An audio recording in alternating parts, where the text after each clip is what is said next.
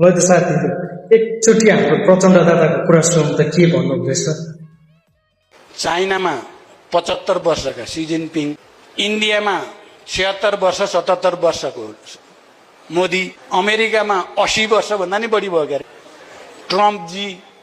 त्यहाँ चाहिँ पुस्तान्तरण नचाहिने नेपाल जस्तो गरिब देशमा 40 वर्ष भन्दा मुनिका नेता हुन पर्यो। जो व्यक्ति देशको 4 चोटि 5 चोटि प्रधानमन्त्री भइसक्यो उसैले भन्दैछ देश चाहिँ गरिब भयो भनेर। हामीले फेरि उनीहरूलाई विश्वास गरिदिनु पर्ने, उनीहरूले देश राम्रो बनाउँछ, उनीहरूकै देशमा सधैँ देश सत्तामा हुनुपर्छ, उनीहरूकै हातमा हुनुपर्छ भनेर सधैँ हामीले फेरि पनि विश्वास गर्ने हो त के तपाईहरुलाई लाग्छ त साँच्चै उनीहरूलाई चाहिँ देश बनाउने हुटुटी नै जागेको हो कि अहिले बाडेन सरकारले जुन चाहिँ भ्रष्टाचारीलाई कारबाही गर्दैछ, एक एक गरी कारबाही गर्दैछ, त्यसको डर उनीहरूलाई हो? तपाईलाई के लाग्छ? कृपया आफ्नो